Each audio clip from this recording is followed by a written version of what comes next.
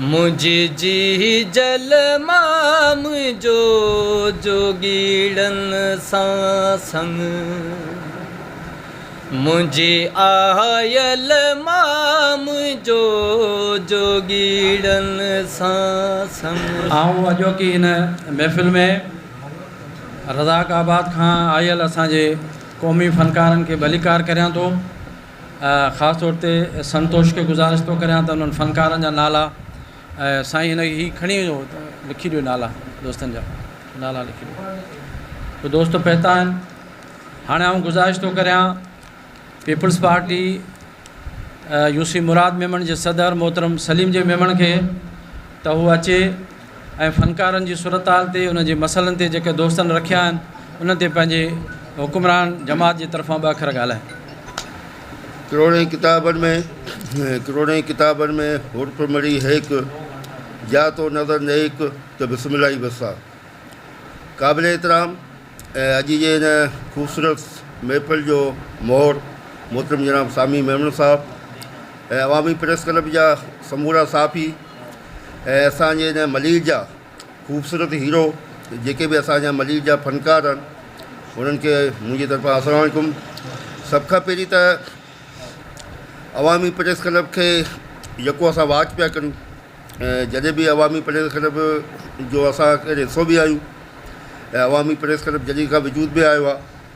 त हुननि पंहिंजे एकटूटी पंहिंजी हरकतुनि जे हवाले सां जेके हरकतूं कयूं आहिनि मलीर में, जेको कमु कयो आहे, मां सम्झां थो उन कम जे एवज़ में, उन किरदार जे एवज़ में अॼु पूरे सिंध में अवामी प्रेस क्लब के जेके बि मॉडल प्रेस क्लब आहिनि उन्हनि मॉडल प्रेस क्लब में अगरि नालो आहे त अवामी प्रेस क्लब जो बि मॉडल जे नाले सां सॾियो वञे थो त हीअ मलीर मुराद मेमन ॻोठ हिन पसमंदा इलाइक़े में अवामी प्रेस क्लब आहे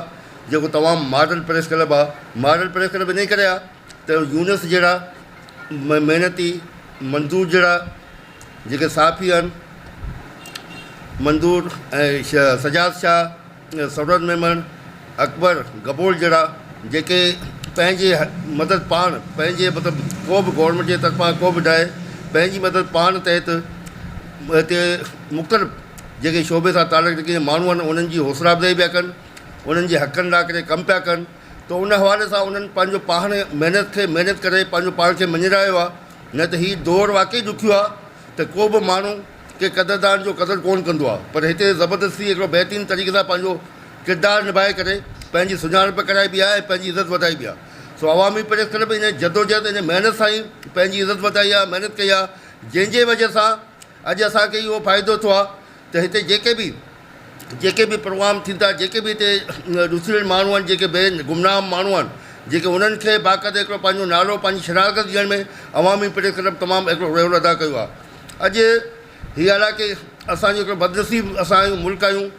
जंहिंमें आर्ट सां जेके तालुक़ रखियल जेके माण्हू हूंदा आहिनि, जेके हीरोज़ हूंदा आहिनि, उन्हनि जी तमामु वॾी हिकिड़ी क़दुरु हूंदी आहे। सवाइ असांजो मुल्क आहे या असांजो सिंध सूबो आहे, सिंध सूबे में ख़ासि तौर ते जेको असांजो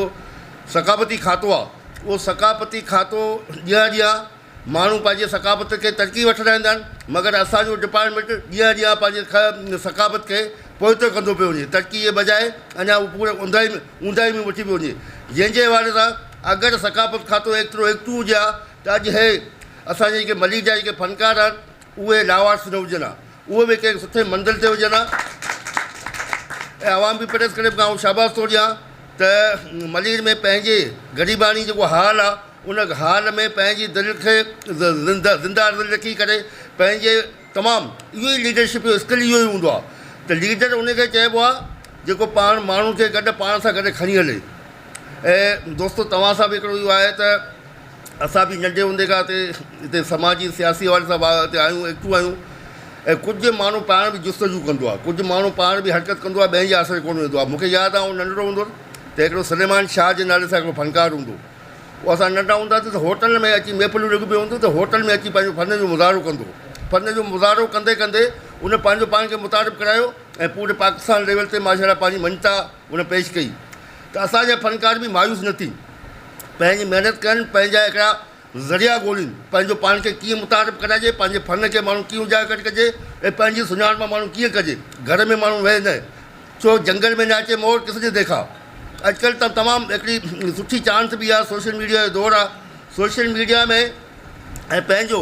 अॼु त सामी साहिबु आहे, सामी साहिबु एक्टिविस्ट आहे, मगर उनजो प्लानर यूनुस आहे। यूनुस प्लानिंग करे थो त असां अवामी प्रेस करे भई कहिड़ियूं प्लानिंग करियूं जंहिंसां असांजो अवामी प्रेस माण्हुनि जो तवजो मर्कज़ बणिजे, माण्हू अचनि, माण्हू असांजा सुठा लाॻापा थियनि ऐं माण्हुनि में असांजी सुञाणप थिए, माण्हुनि में असांजी इज़त थिए। अहिड़े नमूने सां हर माण्हू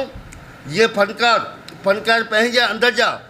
जा दर्द लिकाए करे माण्हुनि जे चेहरनि ते मुड़कूं पैदा थो करे, मुड़कूं ख़ुशियूं थो पैदा करे। उहो कॾहिं बि पंहिंजो दिलि जो दर्द ज़ाहिर कोन थो करे, बल्कि माण्हुनि खे ख़ुशियूं थो बिल्कुलु मोटाए ॾे। ऐं उन्हनि हिकिड़ो मिसाल तव्हांखे ॾींदुसि त अवामी प्रेस क्लब उहो मिसाल क़ाइमु कयो आहे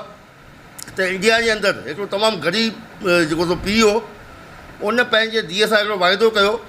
त जॾहिं बि तूं फस्ट पोज़ीशन खणंदीअ त तोखे आउं उन पंहिंजे शहर जी का हिकिड़ी सुठी होटल आहे, उन में तोखे सुठी मानी खाराईंदुसि।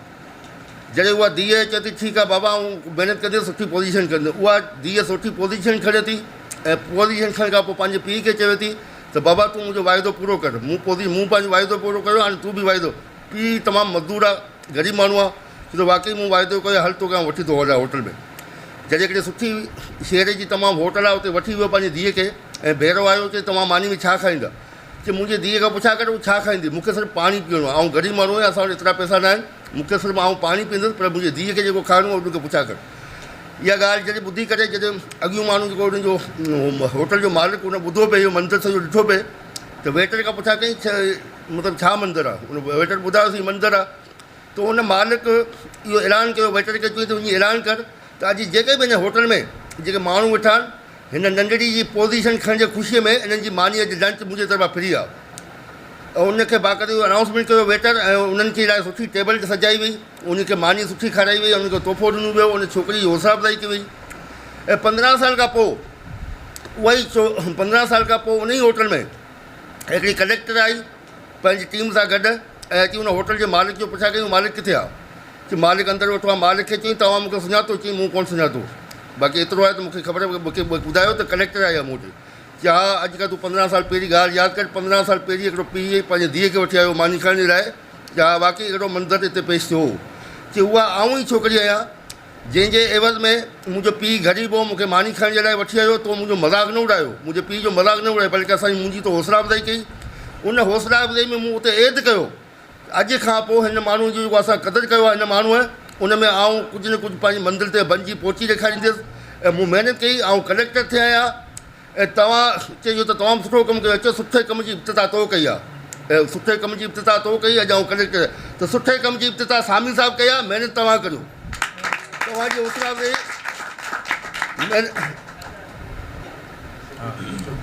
सुठे कम जी इब्तिदा अॼु सामी साहिबु कई आहे। तव्हां इन आश्रम न वियो त सामी साहिबु सुभाणे जेको आहे मलेरिया आर्ट काउंसिल ठहंदो त सामी साहिब जी हुन में यको उनजो ठीको सामी साहिबु कयो या अवामी प्रेस कयो। तव्हांजी असां सामी साहिब जी जेका मतिलबु बि मक़सदु हो त तव्हांखे उजागर करणु, तव्हांजी हौसला अफ़ज़ाई करणु, तव्हांखे जेको मथे आणणु ऐं महिनत करणु तव्हांजी ज़िमेदारी आहे। तव्हां अॼु खां ऐद करियो त असां अहिड़ो पंहिंजे फन खे अहिड़ो बहितरीन तरीक़े अंदाज़े में अॻियां खणी वेंदासीं जो मली जो बि नालो रोशन कंदासीं, सिंध जो नालो रोशन कंदासीं, ऐं अवामी प्रेस क्लब जी हौसला अफ़ज़ाई जो मान उनखे मान ॾींदासीं त अवामी प्रेस क्लब ते। ऐं ॿी ॻाल्हि आहे त हिते आदम सुरीरो वेठो आहे, असां कराची रूरल नेट हूंदो हुओ, असां इहे मुख़्तलिफ़ जेके फ़नकार हूंदा हुआ, दोस्त हूंदा हुआ, उन्हनि खे पाण सां गॾु खणी करे मुख़्तलिफ़ असीं हिकिड़ो स्टेज प्रोग्राम कंदा हुआसीं जंहिंमें थिएटर पेश कंदा हुआसीं। त असां स्कूलनि जे ॿारनि खे हिन थिएटर जे ज़रिए प्रोग्राम कंदासीं। असां हिकिड़ो लाड़ जो सक़ाफ़ती मेलो ठाहियो जंहिंमें उहे फ़नकार आया। अॼु ॻाल्हि करण जो मुंहिंजो मक़सदु इहो आहे, मक़बूल आरफानी, जॾहिं मक़बूल आरफानी खे असां दावत ॾिनी त हिन प्रोग्राम में अटेंड कई, मूं वटि किरायो न आहे, ऐं वाहिद लाशियारी खे चयो चई साईं मूं वटि किरायो कोन्हे, इहा आदम सुरीरो गवाह वेठो आहे। उहे फ़नकार जंहिंजो नालो ई न हो, असां उन्हनि खे उते पेश कयो। अलहमदिल्ला उहे अॼु सिंध जा नाले वारा फ़नकार थी विया आहिनि। उन्हनि महिनत कई ऐं उन्हनि आख़िर में उन्हनि खे चेनल विझा, केटीएन वग़ैरह। ऐं असांजो हिन वक़्तु आर्ट काउंसिल कराची सां बि कुझु दोस्तनि सां राब्तो आहे। अॼु मुंहिंजो तव्हां सां मतिलबु वाइदा त सियासी माण्हू कंदा आहिनि जेके निभाईंदा कोन आहिनि, असां समाजी वर्कर आहियूं, कोशिशि ई कंदा आहियूं। त आर्ट काउंसिल ताईं पहुचणु मुंहिंजी सलीम जे में मुंहिंजी ज़िमेदारी हूंदी आहे। असां इंशा अल्लाह ताला अॼु मुंहिंजी हिकिड़ी तजवीज़ आहे त सामी साहिबु इहो बेड़ो खयो आहे त अॼु बाक़त हिते हे जेके फ़नकार जेके मुंहिंजे साम्हूं वेठा आहिनि, इहे मुंहिंजे सहुरे भले 15 वेठा आहिनि, पर 15 मुंहिंजे आऊं सम्झां थो इहे 15,000 वेठा आहिनि मुंहिंजे साम्हूं। इहे 15,000 वेठा आहिनि। इहे 15 माण्हू अगरि सही माने में कमु कंदा न, सुभाणे तव्हां सां 15,000 फ़नकार गॾु हूंदा। इन जे करे त तव्हां एक्टिविटियूं जेके ठाहींदा डिज़ाइन कंदा स्कूलनि में असांजे ॿार कॉलेज आहिनि कॉलेजनि में को बि तरबियत माना असांजो आर्ट्स जो को बि तरबियती को ट्रेनिंग सेंटर कोन्हे ऐं स्कूलनि में तालीमी इदारनि में त माना फ़नकारनि जे का तरबियती को कॉन्सेप्ट ई कोन्हे पर जॾहिं अॼु असां अवामी प्रेस क्लब जे प्लेटफॉर्म ते अॼु असां मुंहिंजी तजवीज़ आहे त मलीर आर्ट काउंसिल जे नाले सां तंदीम जो बाक़ाइदे बुनियादु रखियो हुजे ऐं आर्ज़ी तौर ते हिकिड़ी 1 साल जा 6 महीने लाइ करे हिकिड़ी भाॼी जेका ठाही वञे ऐं उनखे टारगेट ॾिना वञनि त उहा फ़नकारनि लाइ कमु करे ऐं मुख़्तलिफ़ जेके सक़ाफ़ती जेके मसाइल जेके पेश कया हुआ उन मसाइलनि जे हल लाइ करे उहा तंदीम जदोजहद करे ऐं बाक़ाइदे उते मलीर में जेको इंशाअल्लाह जॾहिं असांजी सरगर्मियूं थींदियूं त असांखे बाक़ाइदे आर्ट काउंसिल जे लाइ जॻह बि मिली हूंदी को मसइलो कोन्हे जॾहिं इदारनि सां असां मुंसलिक थींदासीं इदारनि में वञी तइलीमी इदारनि में कमु कंदासीं त वेहण जी जॻह जॾहिं मिली वेंदी त सुम्हण जी जॻह असां पाण ठाहे वेंदासीं सो इहो ई मतिलबु मुंहिंजो आहे बाक़ी असां जिते MP आहिनि या असांजा पार्टी जा जेके अलहमदिल्ला हिन वक़्तु पाकिस्तान पीपल पार्टी जा टोटल क़यादत आहे अगरि पाकिस्तान पीपल पार्टी जो MP ऐं MNA सां तव्हां अगरि गॾिजाणियूं करणु चाहियो था तव्हां उन्हनि खे मसइला ॿुधायो त उहा ज़िमेदारी मुंहिंजी आहे अगरि मूंखे ज़िमेदारी ॾियो त बिल्कुलु आउं ज़िमेदारी खणण लाइ तयारु आहियां तव्हांखे वठी ॾींदुसि उन्हनि सां मीटिंगूं कराईंदुसि जेके तव्हांजा मसइला गॾिजी करे पेश कंदासीं हरकत कंदासीं जदोजहद कंदासीं अलाह ताला जेको असांजी मदद कंदो ऐं काफ़ी मसइला हल थी वेंदा ऐं ॿी ॻाल्हि आहे त आदम सां असां वेठे कचहरी कई त हाणे इहा टीम मूंखे मिली वई आहे पहिरीं असां वटि टीम न हुई मूंखे न हुई हाणे जॾहिं तव्हांजी सुठी टीम हूंदी त असां वटि इलाही प्रोग्राम आहिनि NGO जे तरफ़ां जा असां पंहिंजा हिकिड़ा प्रोग्राम ठाहे सघूं था इलाही सारा मलीर में असीं प्रोग्राम करे सघूं था सो वरी बि जेको सो तव्हां अवामी प्रेस बि महिरबानी हर वक़्तु जेको असांखे जी बि हौसला अफ़ज़ाई हिते कंदा रहंदा आहिनि समाजी वर्करनि जी इज़त ॾींदा रहंदा आहिनि वॾी महिरबानी असांजो हिकिड़ो ई स्लोगन आहे हिकिड़ो ई पैगाम आहे कल जो भी अच्छा होगा अपना भी उसमें हिस्सा होगा महिरबानी महिरबानी सलीम साहब ये बुनियादी तरह एहसास आहिनि हिकिड़ा जज़्बा आहिनि जेके पाण हिक ॿिए सां वंडियूं था जेके रज़ाकाबाद मां दोस्त आया आहिनि मुख़्तलिफ़ महफ़िलुनि में ॻाईंदा रहिया आहिनि सुठा फ़नकार आहिनि उनमें भगत सागर महाराज रामचंद डॉक्टर नवाज़ ढोलक नवाज़ हीरोदास ये 3 फ़नकार आया आहिनि हाणे हिन वक़्तु असांजे हिन महफ़िल में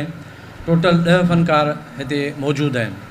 ऐं मुंहिंजे ख़्याल में इब्तिदा बहितर आहे सुठी आहे 10 फ़नकार जेकॾहिं गॾिबा त सुभाणे 20 थींदा 25 थींदा ऐं पोइ 100 थींदा सो इन सिलसिले में अॼु की आउं वरी वज़ाहत कंदो हलां त असां 2 सेक्शन रखिया आहिनि हिकिड़ी सेक्शन मीटिंग आहे जेका हले पई जंहिंमें दोस्त पंहिंजनि ख़्यालनि जो इज़हार कनि पिया पोइ पाण फ़ैसिलो कंदासीं अनाउंसमेंट कंदासीं दोस्तनि खां सलाह मसलत करे हथ मथे खणाए पोइ जेके फ़ैसिला थींदा उहो कंदासीं सो इन सिलसिले में आऊं हाणे पंहिंजो गुज़ारिश थो करियां हितां जे समाजी अॻवान जंहिं मंशा जे ख़िलाफ़ु तमामु वॾी वेड़ कई आहे पंहिंजो नालो पैदा करायो पंहिंजी इज़त पैदा कराई आहे उनजे मंशात जा मुतासिरीन आहिनि उनमें फ़नकार बि वीचारा आहिनि तमामु घणा ग़रीब आहिनि जेके मवाली थी विया आहिनि जिन जो हीउ इलाज बि कराए पियो अॼु पंहिंजे महफ़िल में मौजूदु आहे ऐं चाहींदुसि त तारिक बलोच जेको आहे सो पंहिंजे ख़्यालनि जो इज़ात करे अस्सलाम वालेकुम तूं सपड़ ऐं सेकिड़ो तूं ॾातार ऐं ॾोहो तूं पारस ऐं लोहो सुञई त सोन थिया न सिर्फ़ु मंशियात बल्कि करोना जे वजह सां असांजा माण्हू जेके ग़रीब मिसकीन सभु मुतासिर थिया आहिनि मंशियात ऐं करोना वांगुरु ॿियूं बि अनेक बीमारियूं जंहिंजे असां जहिड़े ग़रीब मुल्क में अञा तशख़ीस न थी आहे इन में इलाही माण्हू मुतासिर थियनि ज़ाहिर इन में असांजे सक़ाफ़त सां या ॻाइण वॼाइण जो जेको शोबो आहे फ़नकार आहिनि असांजा इहे बि मुतासिर थियनि असां हिननि सां गॾु आहियूं असां हिननि जे लाइ आवाज़ बि उथारींदासीं पर उन सां गॾु असां हिकिड़ो मुतालबो कंदासीं ख़ासि तौर हिते मलीर में दुनिया जे हर मुल्क में हर ज़ुबान जो पंहिंजो सक़ाफ़त हूंदो आहे उन जे ॻाइण वॼाइण जो सक़ाफ़त सां तालुक़ु हूंदो आहे जीअं अरबीअ में तबलो हूंदो आहे सिंधी में हिते अलगोज़ो या तंबूरो ईअं बलोचीअ में बैंजो त इन हवाले सां जीअं इंडिया में मौसीक़ीअ ते बाक़ाइदे कमु थो थिए ऐं हू इदारो उन मुल्क खे मईशियत बि जनरेट करे ॾिए थो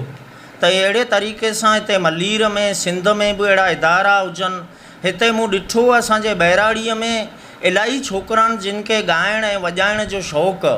पर सहूलियतूं न हुजण जे करे कंहिं प्लेटफॉर्म न हुजण जे करे हो अॻियां वधी पंहिंजे सलाहियतनि जो इज़हार करे नथा सघनि हींअर मूं नंढी टईअ में ॾिठो असांजे मलीर जे बहिराड़ीअ उते छोकिरा आहिनि जेके इहे रैप चवंदा आहिनि, रैपर,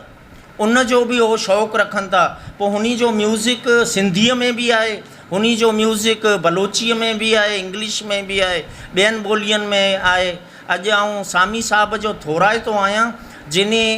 सॾु करे असां सभिनी खे अवामी प्रेस क्लब मलीर जे हिन प्लेटफॉर्म ते, हिन पर्च ते विहारियो आहे। हिन पर्च ते वेही करे कंहिं अहिड़े फ़ैसिले ते अॼु पाण खे पुॼणु खपे जो पाण हिन म्यूज़िक, पंहिंजे सकाफ़त, पंहिंजे ॻाइणु वॼाइणु जेको असांजे रूह जो ग़िज़ा आहे, इन लाइ को प्लेटफॉर्म बनायूं। ऐं सलीम साहब जे ॻाल्हि सां बिल्कुलु मुतफ़िक़ आहियां, असां महिनत करणी पवंदी। अॼु आउं बि अव्हां जे अॻियां हिकिड़ो मिसाल वेठो आहियां। ऐं पाण 25 साल सर हीरोइनी हुअसां, इन फुटपाथनि ते पिनंदे किचरनि में ज़िंदगी गुज़ारी। पर जॾहिं मूं इन खां जान छॾाए महिनत कई, अॻियां निकितो आहियां, अॼु उन शइ मां, उन ई प्लेटफॉर्म मां आउं मंशियात जे आदि मरीज़नि जे लाइ सम्झ एज़ ए मददगार दोस्त साबित थियो आहियां। पंहिंजे क़ौम लाइ हाणे मंशियात जे ख़िलाफ़ु आगाही मुहिम सिंध बलोचिस्तान जे बॉर्डरनि ताईं